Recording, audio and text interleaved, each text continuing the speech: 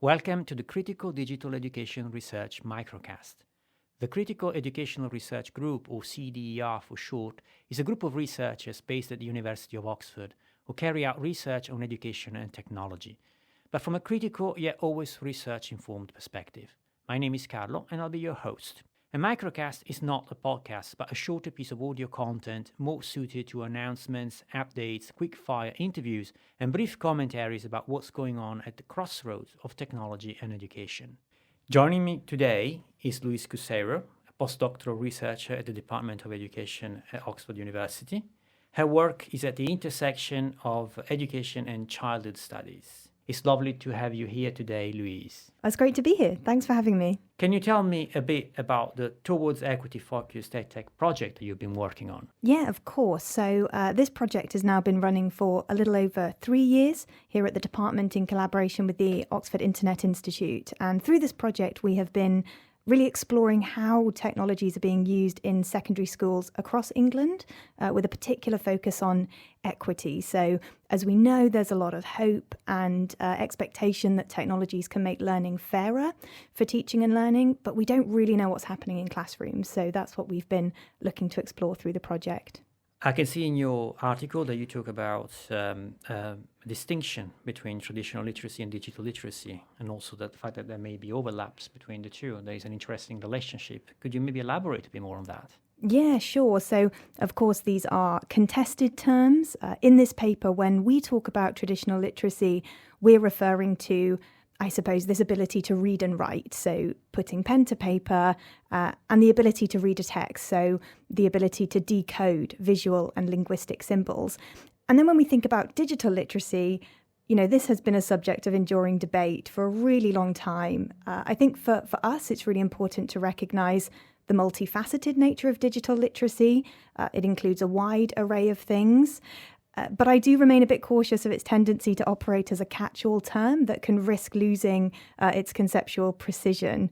But I think it's something that we need to keep talking about and returning to, because digital practices have become and are, of course, increasingly becoming more and more complex. So what is the main premise of the paper, Louise? So the main premise is that although early definitions of digital literacy did recognise the importance of traditional literacy for engaging in digital practices, this connection is often overlooked in recent scholarship, policy initiatives and digital literacy frameworks. And so what we're trying to show through some of our ethnographic data is that if we don't take this relationship between traditional and digital literacies into account, then it can really cause problems. So we present this series of classroom vignettes in which students are using a particular EdTech product, which is actually designed to support their literacy learning.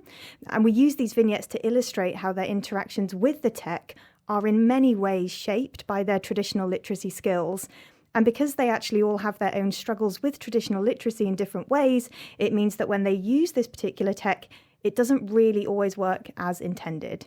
I can see this concept that you talk about, like these transactional breakdowns, right?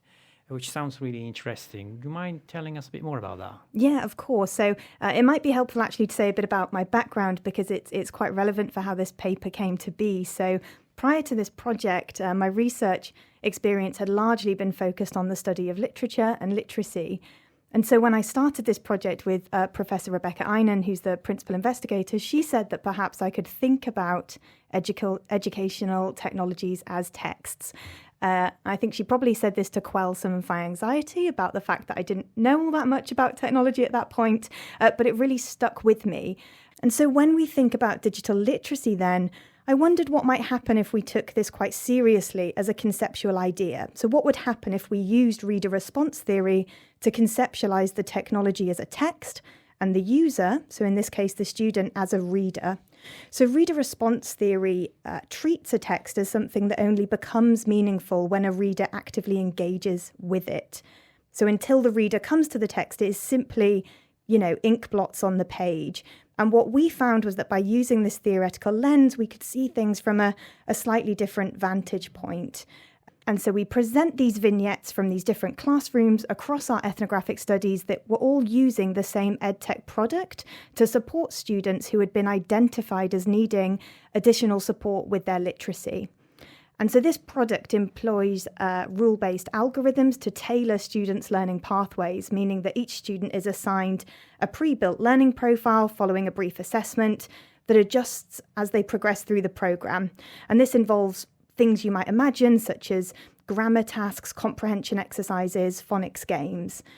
But across the cases, we saw a series of what we've called these transactional breakdowns. So moments where students couldn't engage with the tech in ways that genuinely supported learning because of the difficulties they had with things like decoding, comprehension, or confidence. We know that a lot of technologies are being developed for literacy learning. Can your findings used to support the development or refinement of these technologies, perhaps in ways that make them more equitable for learners? In our research, we did find that some students did report that EdTech had indeed supported their literacy learning, and teachers were able to identify a few students for whom the intervention did appear beneficial, but this was certainly not always the case. And this could be for a multitude of intersecting reasons, including inadequate resourcing, for example, but it was also because of this inadequate attention to the relationship between traditional and digital literacy.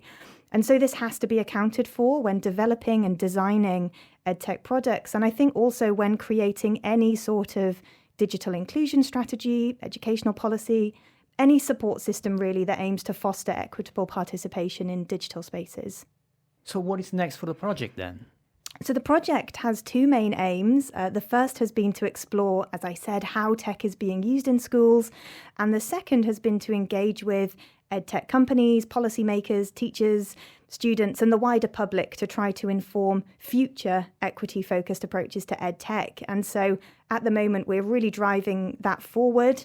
We've been holding participatory workshops with stakeholders across the UK, undertaking interviews with EdTech developers. So now we're in the process of gathering and synthesizing everything that we've heard and observed and learnt to develop a suite of open educational resources for use across the sector. And our aim is, for these materials to support all stakeholders in shaping future equity-focused approaches to EdTech. The data that we have is so rich and it's so rare to have this ethnographic data. So we really are very keen for this work to help sustain debate and critical reflection in this area. It seems to me that your research really speaks to some really important issues that have been in the news in recent times. Only last week, the British government announced some guidance for parents, so that basically children under the age of 5 should be limited to 1 hour of screen time a day, while under 2s should not be watching screens alone. And in the past, I would say, few years, there's been a lot of debate, right, around screen time. We have countries like Australia that have introduced bans. It seems like your research might have something to say about this. What are your thoughts? Yeah, I think it's a very valid concern that a lot of people have. I certainly have a lot of friends and family with young children who are worried about the impact that screens might be having on their cognitive, social, and emotional development.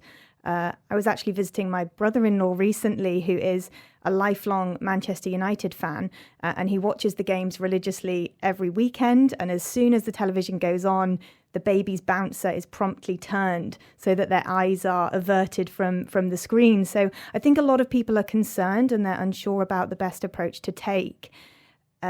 There's obviously a lot of important research happening in this area, which is very much needed because we do not have a comprehensive understanding of things at the moment. But I think we intuitively know that not all screen time is equal. It's not all good. It's not all bad. And I think we also know that screens are not going anywhere.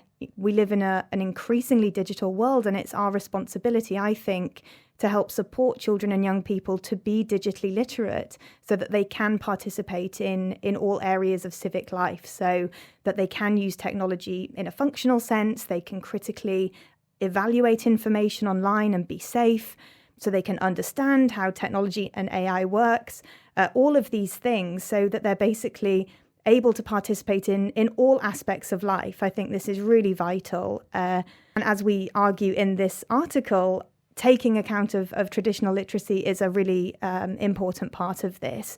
At the moment, there is some really excellent work happening to support children's traditional literacy, a lot of thought going into how we can increase children's reading for pleasure, for example. And there's also a real concerted effort being made to support digital literacy learning in schools. And I would like to see these things become a little bit less siloed and to have a more holistic, joined-up approach. Fantastic. Thank you very much, Louise. So we are at the end. I understand you're on your way to the other side of the world. Is that correct? Would you like to tell us a bit more about that? I am, yes. Next Wednesday, I'll be flying to Melbourne to take up a postdoctoral research post at the Faculty of Education at the university there. Awesome. Well, I wish you all the best for the future, and thank you very much for being with us today. Brilliant. Thank you, Carlo.